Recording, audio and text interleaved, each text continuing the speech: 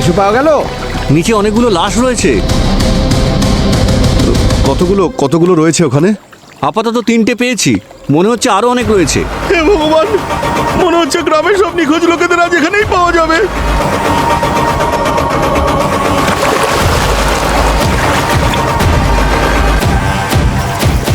Sir,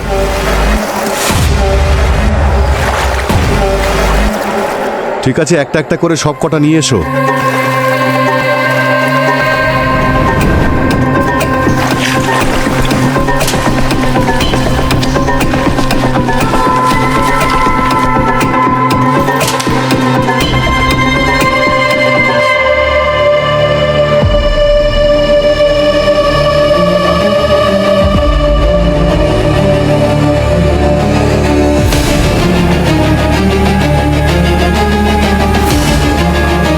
Shreya, doctor সানুকে phone করো, ওনাকে বলো তাড়াতাড়ি ফরেন্সিক ল্যাবে যেতে, অনেক কাজ রয়েছে। 1 2 3 4 5 5টা লাশ এনেছো তোমরা?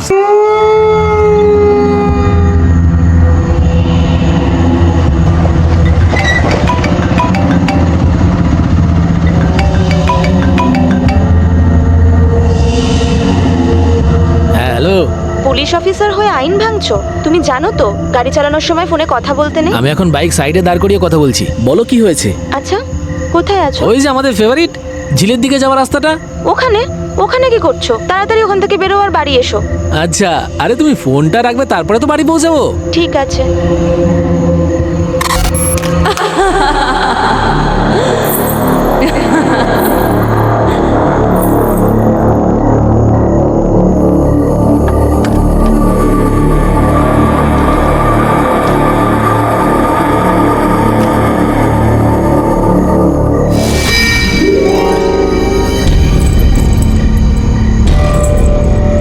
এটা তো আসল শুনে মনে হচ্ছে, কম করে 1-2 লাখ টাকা দাম তো হবেই।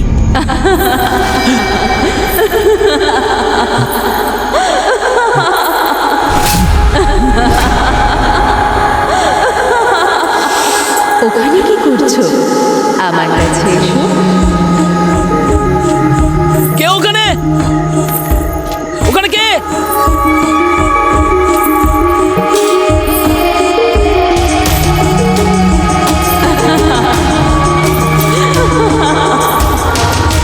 কে ওখানে?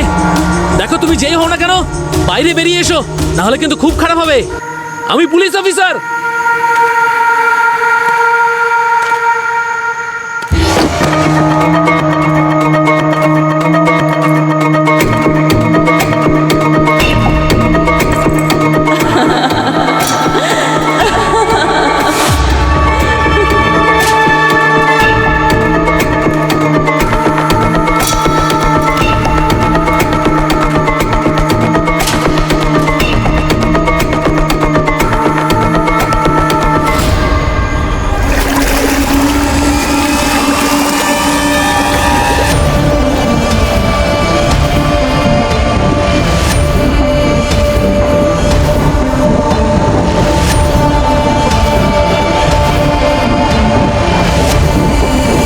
চিন্তা করো না, আমার কাছে এসো। তোমার সব স্বপ্নকে আমি সত্যি করব। আমি অপ্সরা।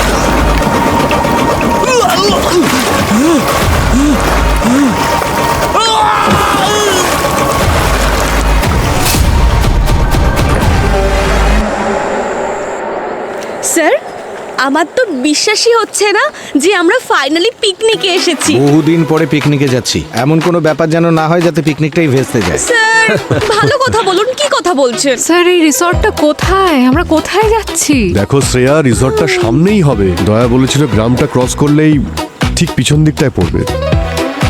সত্যি স্যার? এখানে আবার কি হয়েছে? ভিড় হয়ে আছে আর হাবিলদারও দাঁড়িয়ে রয়েছে। আরে স্যার ছাড়ুন না, আজকে আমাদের ছুটি, ওদের ম্যাটার ওরা নিজেরা সলভ করে নেবে আরে স্যার। ঠিক আছে, একবার কথা বলে তো দেখি কি হয়েছে, তারপর চলে যাব। ভগবান, কি হয়েছে কি ভাই? হ্যাঁ স্যার, এখানে তো ভিড় কিসের? আপনারা কারা? আরে হরি, এরা বড় অফিসার, সিআইডি থেকে এসেছে। ক্ষমা করবেন স্যার, আমি আপনাদের চিনতে পারিনি। আরে স্যার, আপনাদের চিনব না এমন হয় নাকি? আপনাদের ছবি তো সব সময় খবরের কাগজে বেরোয়, সাহসিকতার। স্যার আপনারা যদি কিছু মনে না করেন তো একটা সেলফি স্যার। এই এক মিনিট। আচ্ছা বলো তো যে এখানে ঠিক কি হয়েছে? স্যার আসলে কি হয়েছে স্যার, আমাদের এখানে থানার অফিসার অর্জুন স্যার নিখোঁজ। নিখোঁজ মানে? ম্যাডাম, সকাল থেকে ওনার বাইকটা এখানে পড়ে রয়েছে, কিন্তু ওনার তো কোনো খোঁজ নেই। বাইক খারাপ হয়ে গেছে হয়তো। না ম্যাডাম, বাইক একদম ঠিক আছে। আর ফোনটাও অফ। হ্যাঁ স্যার, আসলে ব্যাপার কি হয়েছে, গত 1 মাস ধরে এরকম ঘটনা ঘটেই চলেছে আমাদের গ্রামে। বেশ কয়েকজন নিখোঁজ হয়ে গেছে, আর স্যার কাউকে এখনো খুঁজে পাওয়া যায়নি। আচ্ছা এর আগে কতজন নিখোঁজ হয়েছে? স্যার 25 দিন আগে গ্রাম প্রধান গিরিধারী, তারও 3 মাস আগে গ্রামের কবিরাজ সূর্য। স্যার এটা তো পুরোটাই জঙ্গল, হয়তো কোনো সিংহ বা বাঘ নিয়ে চলে গেছে। না দেখো, যদি জঙ্গলি কোনো পশু খেত তাহলে ওদের কঙ্কাল বা হাড় অন্তত পাওয়া যেত। হ্যাঁ, যদি এরকম কিছু হয়তো তাহলে এখানে বাইকের আশেপাশে অন্তত জন্তুর পায়ের ছাপ বা হাড়গোড় পাওয়া ঠিক বলেছেন স্যার, কিছুই পাওয়া যায়নি। আর কাউকে পাওয়াও যাবে না, কারণ এই কাজটা কোনো জন্তুর নয়, ওই ভক্ষিনীর কাজ। ভক্ষিনী? হ্যাঁ স্যার, দেখতে খুবই সুন্দরী, সোনার গয়না পরে লোকেদের আকর্ষণ করে। এসব তুমি কি বলছো? আমি সত্যি কথা বলছি স্যার, ওই গ্রামের পাশে ঝিলেতেই থাকে স্যার। তাহলে তো তাকে দেখতেই হচ্ছে।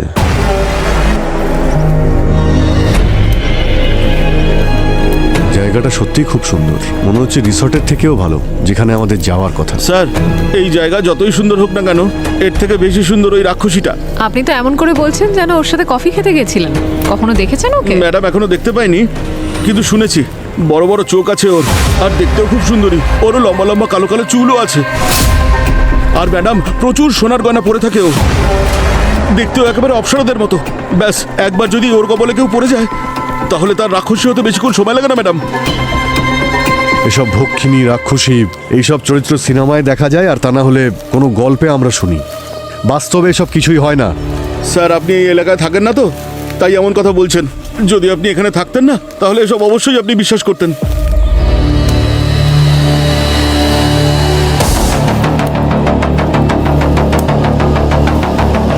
স্যার ওই যে ঝিল দেখুন।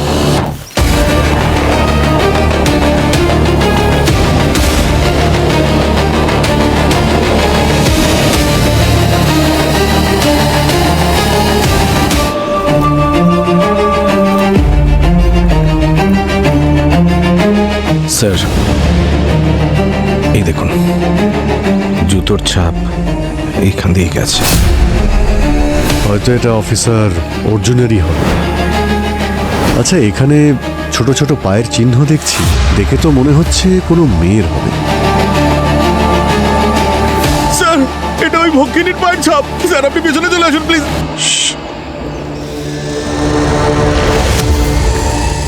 স্যার ওখানে কিছু একটা আছে।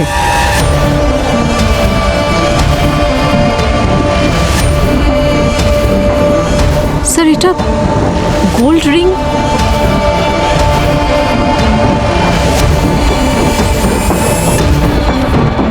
স্যার স্যার এটা ওই ভক্ষিনীর। স্যার স্যার আমি তো বলেছিলাম আপনাকে, ওই ভক্ষিনী অনেক দামি দামি গয়না পরে থাকে। এটা নিশ্চয়ই ওরই। আন্দাজে কথা বলা বন্ধ করো, বুঝেছো?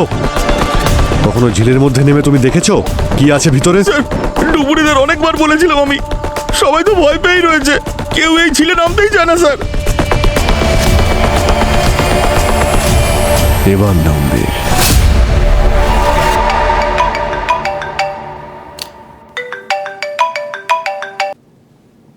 কি অজিত, পৌঁছে গেছো? ঠিক আছে ঠিক আছে। আরে স্যার, স্পটে তো এখনো পৌঁছতেই পারিনি। মানে স্যার আমরা ওইদিকেই যাচ্ছিলাম, তখন রাস্তায় গত 1 মাস ধরে এরকম ঘটনা ঘটেই চলেছে আমাদের গ্রামে। বেশ কয়েকজন নিখোঁজও হয়ে গেছে। আর স্যার কাউকে এখনো খুঁজে পাওয়া আর যায়নি। কাউকে পাওয়াও যাবে না, কারণ এই কাজটা কোনো জন্তুর নয়, ওই ভক্ষিনীর কাজ। মানে রিল্যাক্স করতে গেছো আর ডিউটি তোমাদের পিছু ছাড়েনি? স্যার রিল্যাক্স তো হবো এই কেসটা সলভ করার পরেই। আমরা ডুবুরিদের কল করে দিয়েছি যাতে এই ঝিলের রহস্য জানতে পারি। আচ্ছা, যা যা ডেভেলপ হবে আমাকে আপডেট দিয়ে যাবে। Okay sir.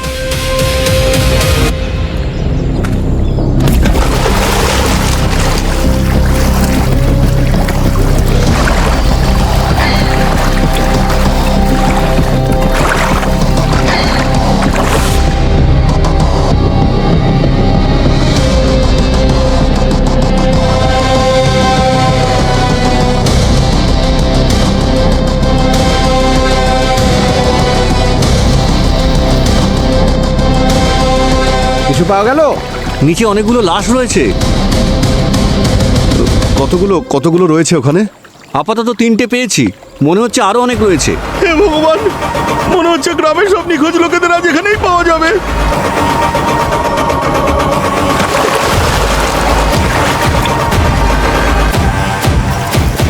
Sir,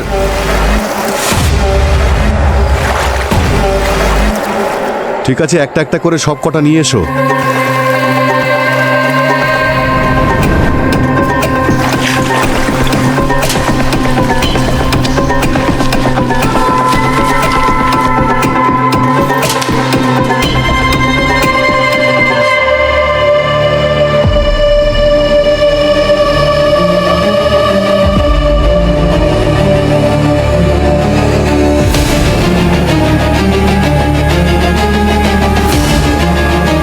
Shreya, doctor সালুকে phone করো, ওনাকে বলো তাড়াতাড়ি ফরেন্সিক ল্যাবে যেতে, অনেক কাজ রয়েছে।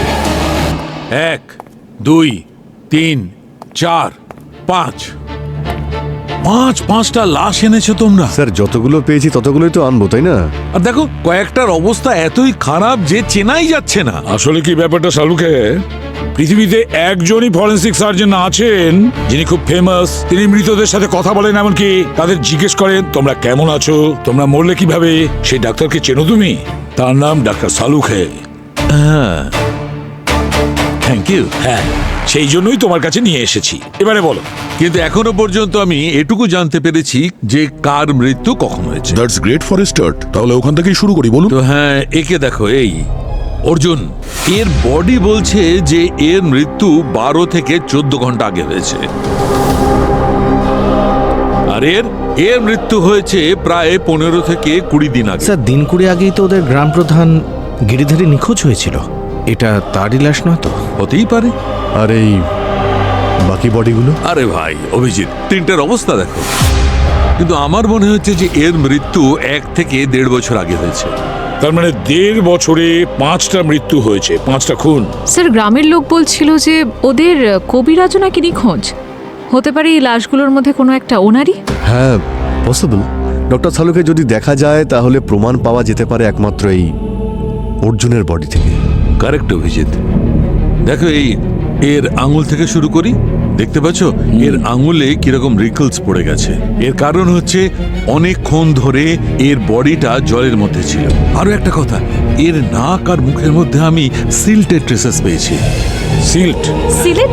সিলেট মানে? সিলেট নয়, সিল্ট। সিল্ট? হ্যাঁ, পাথরের এত ছোট টুকরো যেটা বেশিরভাগ ঝিলে দেখা যায়। আমি বলছি, 1 মিনিট। এই দেখো সিল্ট, এইগুলো। ডক্টর সালুকে, এটা শুধু বলুন, মরার আগে এর শরীরে কিছু আঘাতের চিহ্ন ছিল? না, কিছু ছিল না।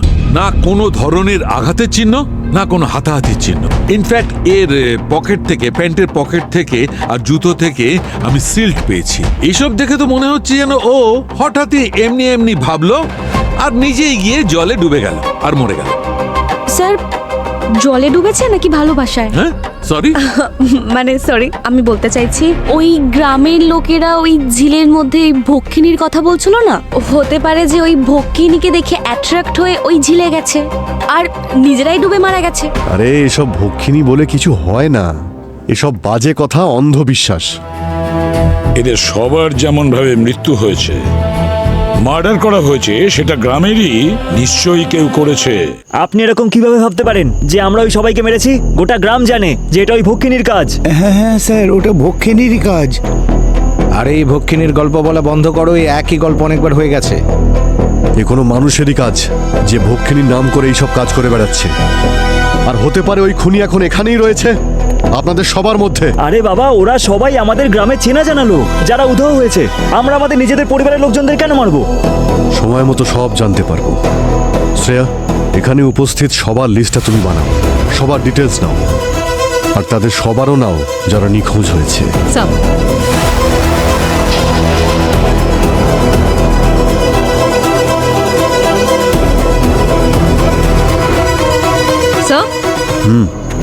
স্যার লিস্ট আমি পুরো রেডি করে নিলাম।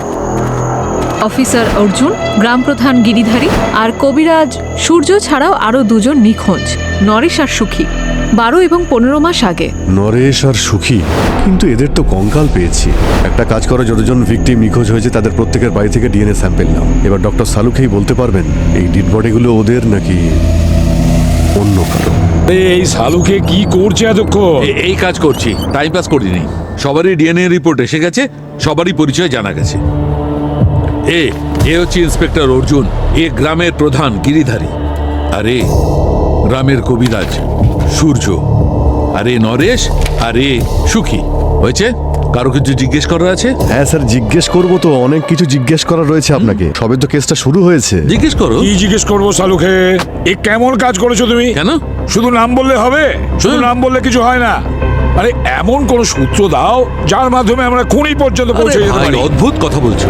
এই 3টে লাশ দেখতে পাচ্ছ, এত বিচ্ছিরি ভাবে নষ্ট হয়েছে যে এর আইডেন্টিফিকেশন পাওয়া গেছে ডিএনএ স্যাম্পল থেকে, এটাই যথেষ্ট। এই বডিটা পুলিশ অফিসার অর্জুনের লাশ। হ্যাঁ। এ কম্পারেটিভলি ফ্রেশ আছে।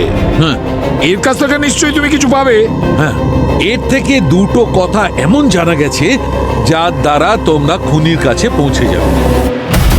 দেখো, এক তো এই অর্জুনের ফুসফুসে এত মাত্রায় জল পাওয়া গেছে যে এটা প্রমাণিত ও জলে ডুবে মারা গেছে। আর দ্বিতীয় কথা হচ্ছে সাইলোসাইনেক্স 9। কি স্যার? সাইলোসাইনেক্স 9?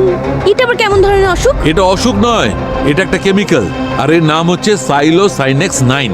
আর এটা এত ভয়ঙ্কর কেমিক্যাল যে যদি মানুষের শরীরে ঢুকে যায় তাহলে একদম গন্ডগোল করে ছেড়ে দেয়। স্যার, আমি যখন নার্কোটিক্সে কাজ করছিলাম তখন এই কেমিক্যালের ব্যাপারে শুনেছিলাম। এর ব্যবহারে মাথা খারাপ হয়ে যায়, দৃষ্টি বিভ্রম হয়, মানে উল্টোপাল্টা জিনিস দেখতে থাকে। একদম, কখনো এমন হয়ে যায় যে বডির ওপর কোনো কন্ট্রোলই থাকে না, আর হাত পা কাজ করা বন্ধ করে দেয়। আর এত বেশি মাত্রায় এর শরীরের মধ্যে পাওয়া গেছে যার জন্য নিজের মস্তিষ্কে কন্ট্রোলই চলে গেছে। অদ্ভুত অদ্ভুত কথা ভাবছিল, বলছিল, দেখছিল। স্যার, তার মানে ও ড্রাগস নিত? হয়তো নিত, অথবা কেউ ওকে জোর করে ভুল বুঝিয়ে খাইয়েছে, সেটা বোঝেছে। আরো একটা কথা, এই কেমিক্যালের সঙ্গে সঙ্গে আমি কিছু তেল, ময়দা আর মশলার ট্রেসেস পেয়েছি। ওই যেমন কচুরি সিঙ্গাড়ায় ব্যবহার হয় সেরকম।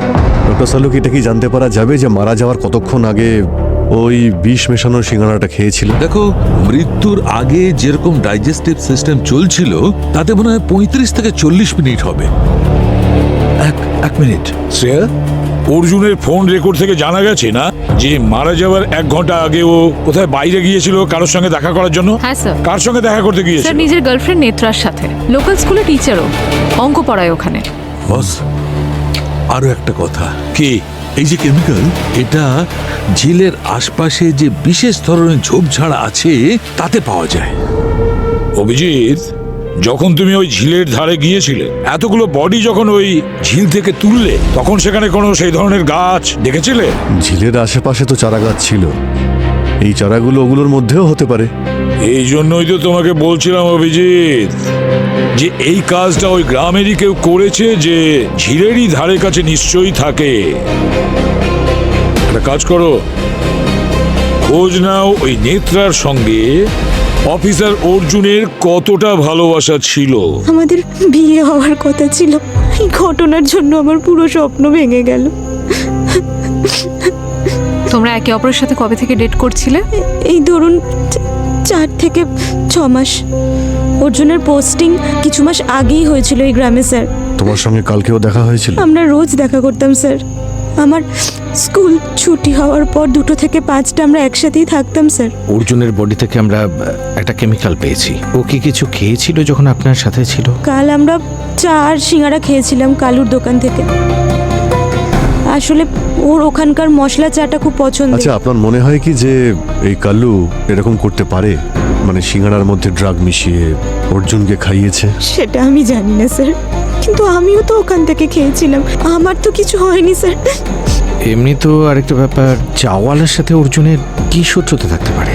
স্যার অ্যাকচুয়ালি খাওয়া দাওয়ার পর অর্জুন কখনো টাকা পয়সা দিত না, এটা ওর খুব বদ অভ্যাস ছিল। আমি ওকে অনেক বোঝাতাম যে এরকম তুমি করো না, কিন্তু ও শুনতই না। হতে পারে ওই রাগের কারণে, আমি আর কিছু বুঝতে পারছি না। চলো তাহলে এই কাল্লুর দোকানে একবার চা খেয়ে আসি।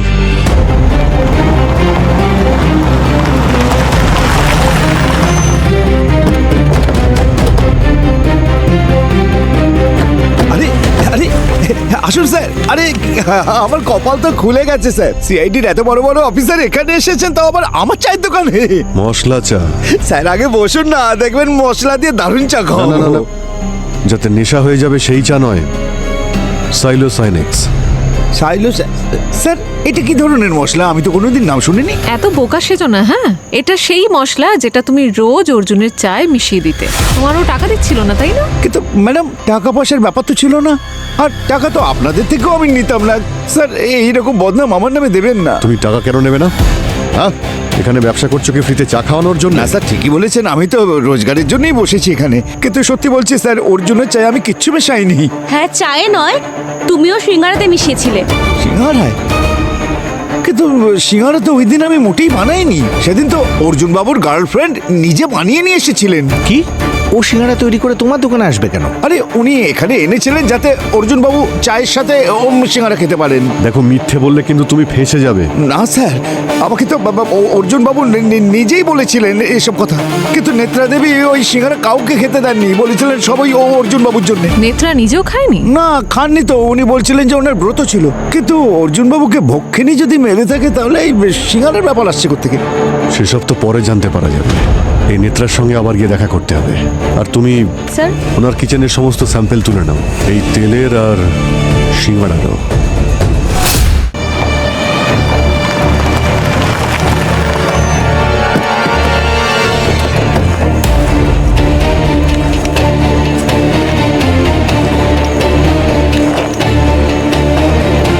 নেত্রা, নেত্রা,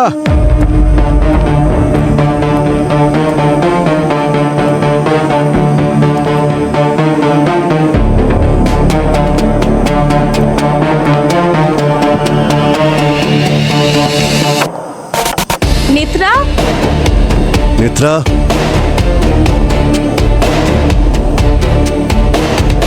স্যার জিনিসপত্র তো অগোছালো মনে হচ্ছে। আবার এমন নয় তো যে ব্যাগ প্যাক করে পালিয়ে গেছে? ওর ফোনটা ট্রাই করো।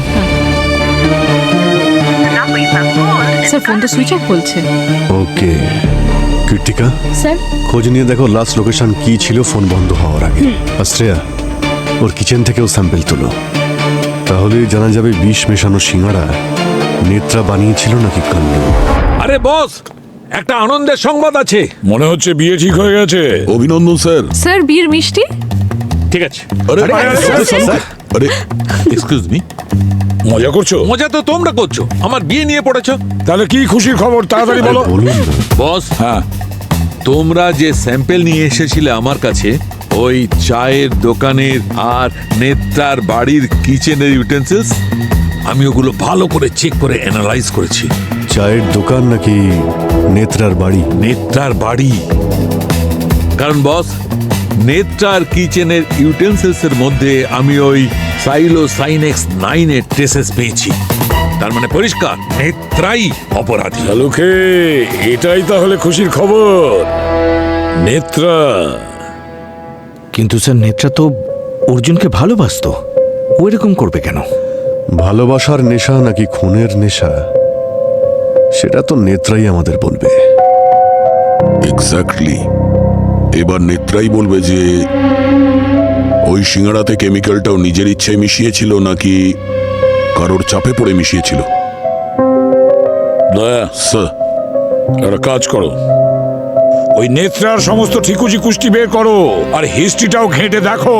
আর সঙ্গে সঙ্গে অভিজিৎ, ওই অর্জুনেরও হিস্ট্রিটা দেখো। নিশ্চয়ই অর্জুনের মৃত্যুর সঙ্গে নেত্রার কোনো কানেকশন ছিল।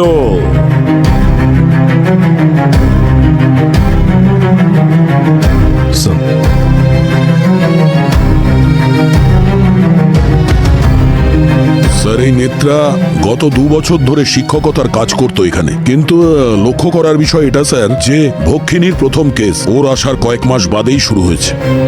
হ্যাঁ, কিন্তু দয়া, তারপরে তো এই ভক্ষিনী একের পর এক তার শিকার করতে শুরু করে। হ্যাঁ স্যার। আর দয়া, আমার মনে হয় কোনো না কোনো কানেকশন আছে নেত্রার সঙ্গে ওই ভক্ষিনী। এই নেত্রা স্কুল টিচারি করার আগে কি কাজ করতো? স্কুলে চাকরি করার আগে ওর কোনো ডিটেলস নেই, না ইন্টারনেটে আছে না অফিসিয়ালি আছে। ওর কোনো না কোনো আই কার্ড তো নিশ্চয়ই আছে, আধার কার্ড বা এসব জাতীয় ডিটেলস কিছু পাওনি তুমি? স্যার, এই দেখুন, আধার কার্ড আছে যাতে ওর মায়ের নাম আছে। মায়ের নাম ফুলন কুমারী, আর বাবার নাম আর অ্যাড্রেস মিসিং। স্যার, এই অর্জুনের বাড়ি থেকে ইন্টারেস্টিং জিনিস পাওয়া গেছে স্যার। আচ্ছা, এই দেখুন স্যার, টাকা ভর্তি ব্যাগ। আর স্যার এটা অর্ধেক পুড়ে যাওয়া একটা অডিও ক্যাসেট।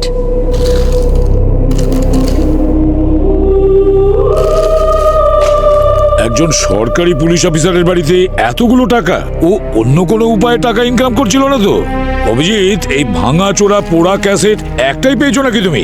হ্যাঁ স্যার, ওখানে আর অন্য কোনো অডিও ক্যাসেট তো আমরা পাইনি। মনে হচ্ছে অনেক বড় রহস্য লুকিয়ে আছে এই অডিও ক্যাসেটের মধ্যে, যার জন্যও এই ক্যাসেটটাকে পুড়িয়ে দেওয়ার চেষ্টা করেছে। স্যার, এটাকে রিপেয়ার করার চেষ্টা করি। 2-4 সেকেন্ডের অডিও যদি পেয়ে যাই তাহলে খুনিকে আমরা খুব তাড়াতাড়ি ধরতে পারবো। শালুকের কাছে পাঠিয়ে দাও, কোনো না কোনো ভাবে সমাধান ও নিশ্চয়ই করবে। একটু আমরাও জানি এই ক্যাসেটের মধ্যে কি এমন সত্যি লুকিয়ে আছে।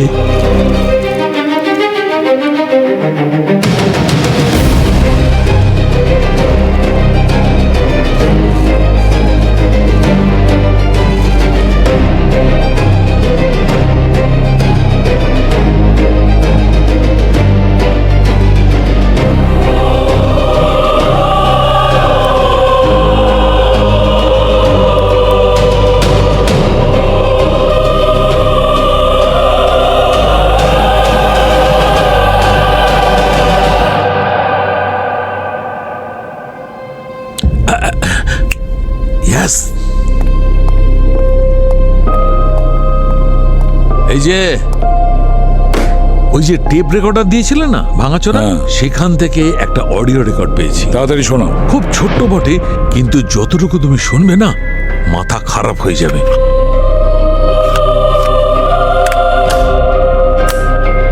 কাবেরী মা? হ্যাঁ মা, হচ্ছে খুব ভালো। আর একটু চেষ্টা করো। কষ্ট হচ্ছে। হ্যাঁ, আর একটু জোর দাও। কষ্ট হচ্ছে। আচ্ছা, এক্ষুনি হবে। খুব কষ্ট হয়েছে না মেয়ে? স্যার, মেয়ে হয়েছে। দাও দাও আমায়। না না না, আমার মেয়েকে আমার থেকে নিয়ে যেও না। ছেড়ে দাও আমাকে দাও। আমি তো আগেই বলেছিলাম না, আমার নাতি চাই। দাও আমাকে। আমার থেকে দূরে নিয়ে যেও। দাও বলছি। নিয়ে যেও না।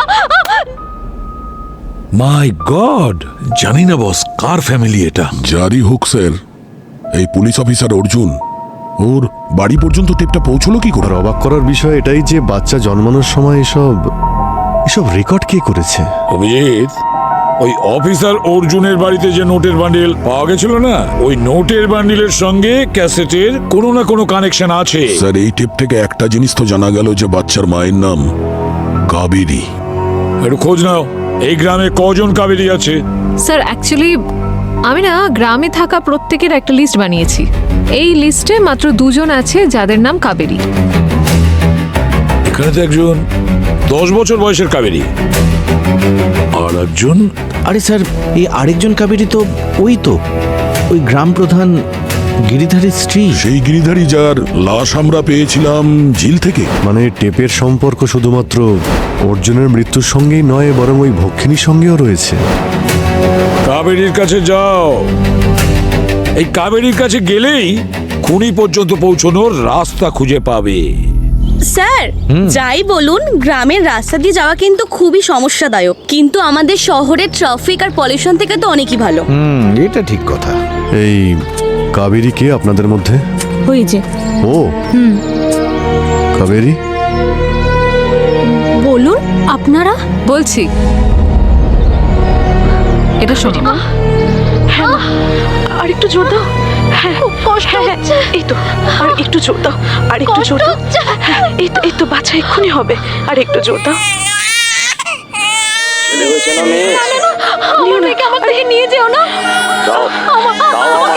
আমার বাচ্চা আমাকে দাও। আরে আরে, আমি তো আগেই বলেছিলাম না, আমার নাতি চাই। নিয়ে যেও না। দাও আমাকে। এখনো কি তুমি এটাই বলবে যে এইরকম তোমার সাথে কিছু হয়নি? কি লুকোচ্ছ?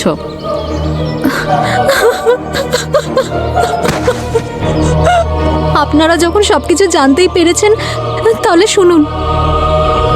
এই গ্রামে যখনই কোনো মেয়ের জন্ম হয়, শ্বশুর মশাই আর কবিরাজ মশাই ওদের নিয়ে কোথাও যায়। কোথায় নিয়ে যেত? এ ব্যাপারে কেউ কিচ্ছু জানে না, আর কেউ কখনো ওদেরকে জিজ্ঞাসা করার সাহস পায়নি। কবে থেকে চলছিল এইসব? এত বড় একটা ব্যাপার বাইরে কেন আসেনি? বহু বছর ধরে চলছে, আর সবাই জানবে কি করে?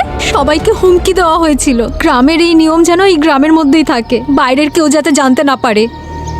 এ আবার কেমন গ্রাম যেখানে ছেলে সন্তানের জন্ম কোনো প্রবলেম নয়, আর মেয়েদের জন্ম হওয়া ভুল? সেই জন্যই তো সব মহিলাদের অভিশাপ পেয়েছিলেন উনি। সবার রাগ থেকেই জন্ম নিয়েছে ওই ভক্ষিনী নামের রাক্ষসী। ওই ভক্ষিনী এই জন্য এই গ্রামের সব পুরুষদের উপযুক্ত শাস্তি দিচ্ছে। আচ্ছা, এই রেকর্ডিং কি আপনি পাঠিয়েছিলেন ওই থানার অফিসার অর্জুনকে? আমি তো সেই সময় কষ্ট যন্ত্রণার মধ্যে ছিলাম, আমি কি করে পাঠাবো? স্যার, এটা প্রধানের কাজ তো হতে পারে না। উনি নিজের বিরুদ্ধেই এতগুলো প্রমাণ কেন রাখবেন? তাহলে তো এটা একজনই করতে পারে। ওই ধাইমা যে ওই সময় কাবেরীর সঙ্গে ছিল, কি নাম ওনার? ফুলন। ফুলন?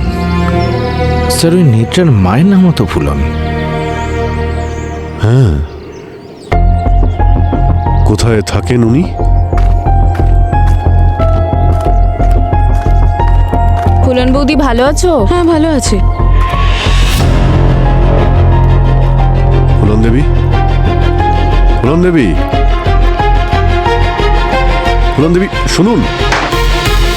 ফুলন দেবী, ফুলন দেবী, দরজাটা খুলুন, আপনার সাথে একটু কথা আছে। আমরা সিআইডি থেকে। বলুন।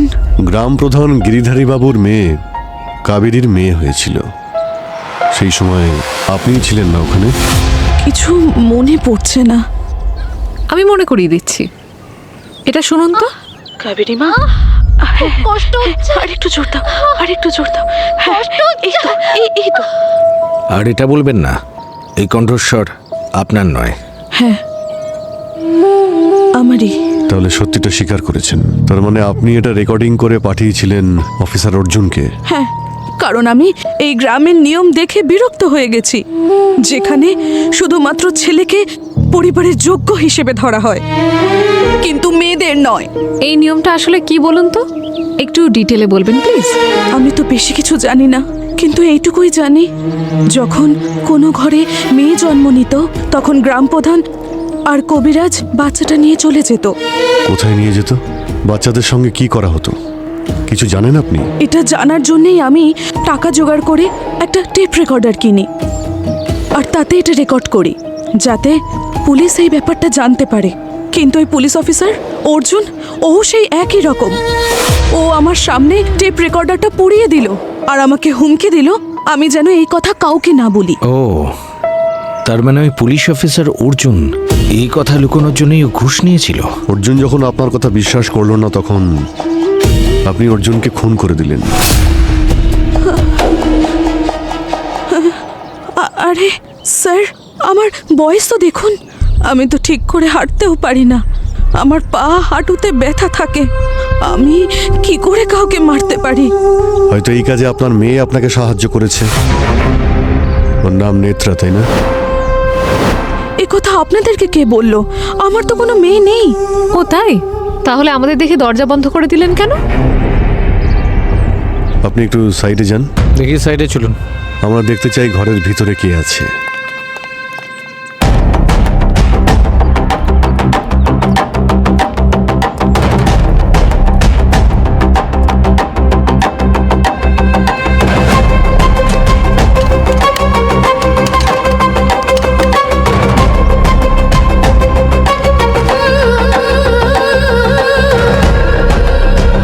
এটার চাবি আছে নাকি? হারিয়ে গেছে।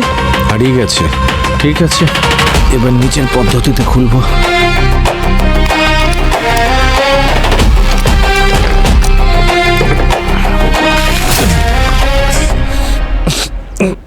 কি হলো সচিন? ডাস্ট অনেক স্যার।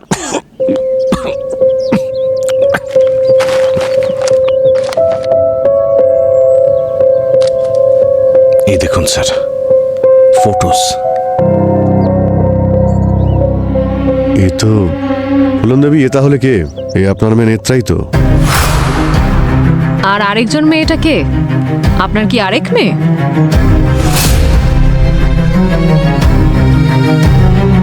দেখুন, আমার মেয়েরা কিচ্ছু করেনি।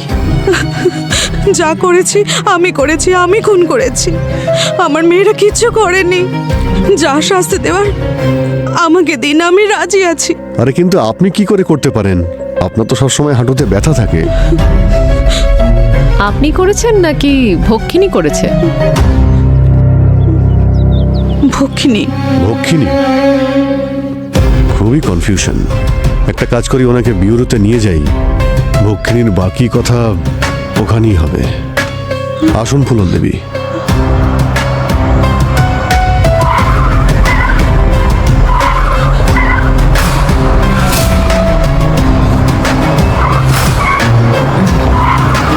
গাড়ি দাঁড় করাও, থামাও। কি হলো? হ্যাঁ, তুমি ঠিক আছো তো? সচিন, সচিন, সচিন। স্যার, আমাকে ডাকছে, সচিন, আরে কি হলো কি? স্যার, কেউ একটু অবাক লাগছে। এইসব ভক্ষিনী করেছে স্যার। এর চিকিৎসা পৃথিবীর কেউ করতে পারবে না, হাকিম ডাক্তারও পারবে না। আপনি চুপ করুন, ঠিক আছে? ওই দেখো, ভক্ষিনী আসছে, ও আসছে। বাঁচতে পারলে বেঁচে দেখাও। ভক্ষিনী নয়, এটা কেমিক্যালের প্রভাব। যখন সচিন এই ট্রাঙ্কটা খুললো না, যেখানে ওই ছবিগুলো ছিল, সেখান থেকে ধুলো উড়েছে। মনে হচ্ছে ওই কেমিক্যালের জন্য এইসব হচ্ছে। সচিন স্যার, কি হয়েছে? আর কিছু সময়ের মধ্যেই না তোমাদের দেখা হবে ভক্ষিনীর সাথে। আর একবার যদি আপনি ভক্ষিনীর নাম মুখে আনেন না, আমার থেকে খারাপ কেউ হবে না। গাড়িতে না বসো। না স্যার, ওই যে ডাকছে আমাকে। আমার কাছে ওই যে দেখুন। তোমার সব স্বপ্নকে আমি পূর্ণ করব। আমি অপ্সরা। আমি আসছি স্যার। ওই যে দেখুন না, ওইখানে দাঁড়িয়ে আছে স্যার। আরে আমাকে কেউ নেই, ডাকছে। সচিন। ডাকছে স্যার আমাকে। সচিন ও ক্রিমিনাল। না, ওকে ধরতে হবে। ক্রিমিনাল নয় স্যার, আপনি ক্রিমিনাল। সচিন স্যার, সরে যাও সব, কেউ আসবে না। আমাকে ডাকছে। সচিন, সরে যাও। স্যার, আরে স্যার, আমি আসছি। সচিন, কীর্তিকা, ওনাকে সামলাও। স্যার আমি একা। সিআইডি অফিসাররা একা হয় না। তোমার কাছে বন্দুক আছে তো? স্যার, এসে গেছে আমার ভক্ষিনী, এসে চলুন গেছে। আপনি, তোমার চলুন, কেউ বাজবে চুপ না, থাকুন। বাজবে চলুন। না। চলুন ভেতরে বসুন।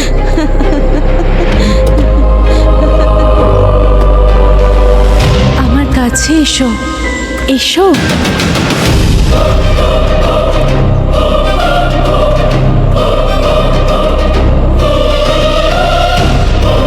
কোথায় তুমি?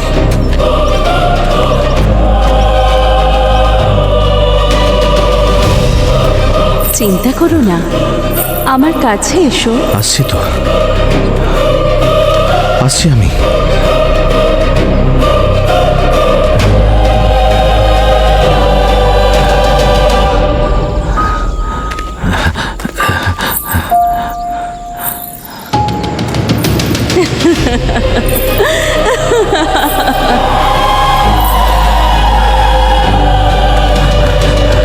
সচিন, সচিন, সচিন স্যার, কোথায় গেল? শ্রেয়া, ওইদিকে দেখো।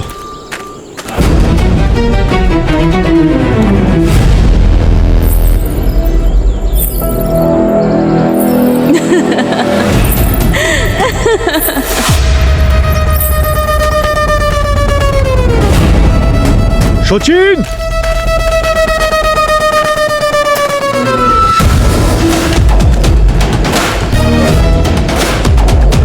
সচিন স্যার,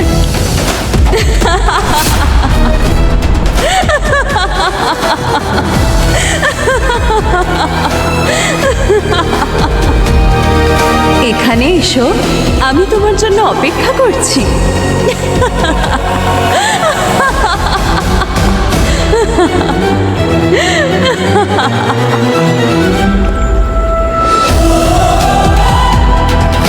আমি আসছি,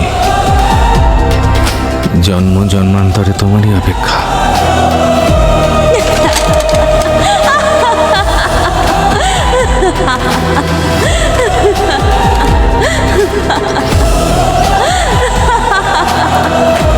সচিন স্যার,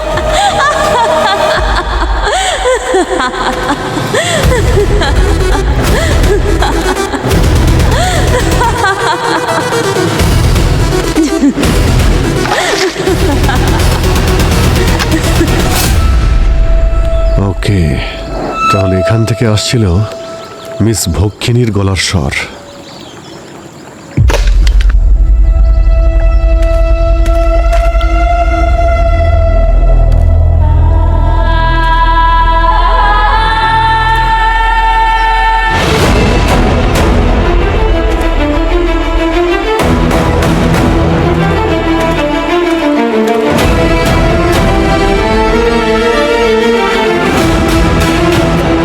সচিন, সচিন কি করছো তুমি? কি করছে? হ্যাঁ, ওই দেখুন, আমার জন্য অপেক্ষা করছে স্যার, আমাকে ডাকছে, আমি ওর কাছে যাচ্ছি। সচিন, সচিন তুমি কি ঠিক আছো? আমি ঠিক আছি, আমি ঠিক আছি, ছেড়ে দিন আমাকে। ওই দেখুন, ওই দেখুন, আমাকে সচিন, ডাকছে, তোমার ক্ষতি হতে ডাকছে পারে। আমাকে, আমাকে যেতে বলছে, যেতে বলছে আমাকে। ও ওখানে কেউ ডাকছে, নেই, সচিন। ডাকছে আমাকে। ওই দেখুন, সচিন। ও আমার জন্য অপেক্ষা করছে।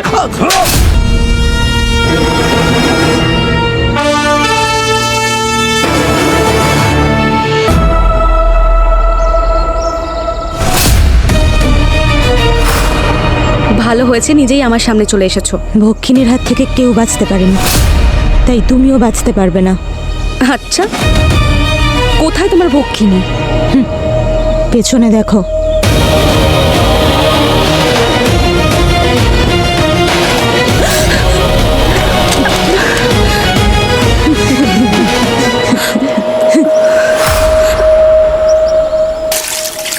সচিন তুমি ঠিক আছো?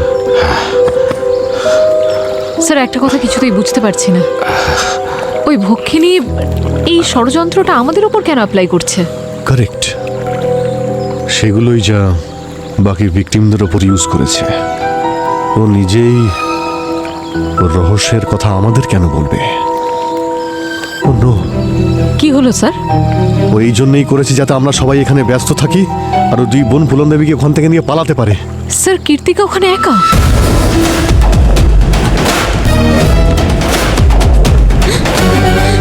তাড়াতাড়ি এসো। এই, ব্যাস ব্যাস ব্যাস ব্যাস ব্যাস, স্টপ। ভক্ষিনী, ডাকিনী, তোমাদের খেলা শেষ, এবার যাওয়ার জন্য তৈরি হও।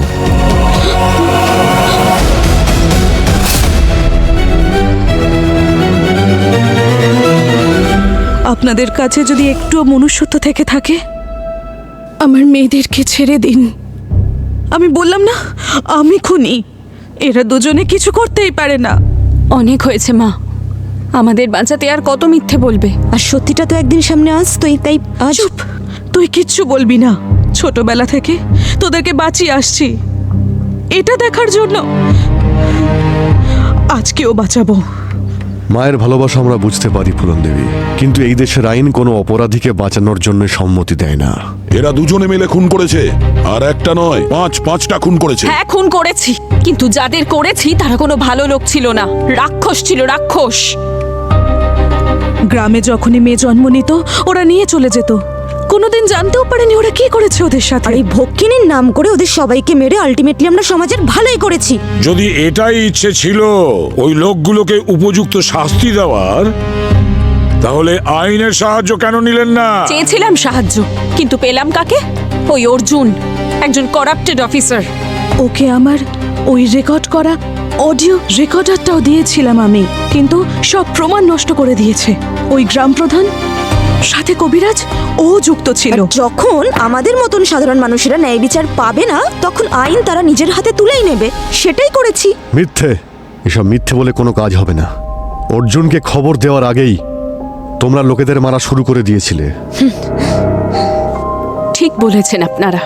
সেই জন্য সবার আগে আমরা নিজেদের বাবাকে মেরেছি, তারপর নরেশ আর সুখী। আর যদি ফুলনমান না থাকতো, না জানি আমাদের সাথে কি কি হতো। ভাগ্যিস আমাদের জন্মানোর পরেই উনি লুকিয়ে রেখেছিলেন, আর গ্রামের লোকেদের জানতেও দেয়নি যে আমরা বেঁচে আছি। যদি আমার ক্ষমতা থাকতো তাহলে ওই বাচ্চাটাকেও আমি বাঁচাতাম, কিন্তু শুধু এই দুজনকেই ছাড়িয়ে আনার আর বাঁচানোর সুযোগ পেয়েছি। আর ছোটবেলা থেকে তো এখনো পর্যন্ত আমরা এই কথাটা জানিই না। আর যখন জানতে পারলাম, তখন ঠিক করলাম যে এই গ্রামের এই খারাপ নিয়মটা আমরা শেষ করেই ছাড়ব। আর তাই তোমরা ওই ভক্ষিনীর গল্পের সাহায্য নিয়েছিলে। আর নিজেদের বাবাকে মেরে ফেলার পরে গ্রাম প্রধান আর অর্জুনকে খুন করলেন। আপনারা জানেন, এই ভক্ষিনীর গল্প তো শুধুমাত্র বাচ্চাদেরকে ভয় দেখানোর জন্য কাজে লাগানো হতো, কিন্তু আমরা এটা খারাপ পুরুষদের শাস্তি দিতে ব্যবহার করেছি। ভক্ষিনীকে গল্পের দুনিয়া থেকে বের করে আসল দুনিয়ায় এনেছি। আর শুধু আমাদের এটাই উদ্দেশ্য ছিল যে গ্রামে জন্ম নেওয়া বাচ্চা মেয়েরা যেন সুরক্ষিত থাকে। তোমাদের যা করার তোমরা তা করেছো, এবার যা করবে আইন। বাকি রইল ভক্ষিনীর মতন রাক্ষসীর কথা। প্রত্যেক মানুষের ভেতরে একজন শয়তান বাস করে, কিন্তু আসল মানুষ, প্রকৃত মানুষ সেই হয় যে ওই শয়তানের বিরুদ্ধে রুখে দাঁড়ায় আর ন্যায় আর আইনের সাহায্য নেয়। কিন্তু আপনারা তিনজন সেই কাজটা করেননি। এবার আইন আপনাদের শাস্তি দেবে, উপযুক্ত ন্যায় বিচার হবে।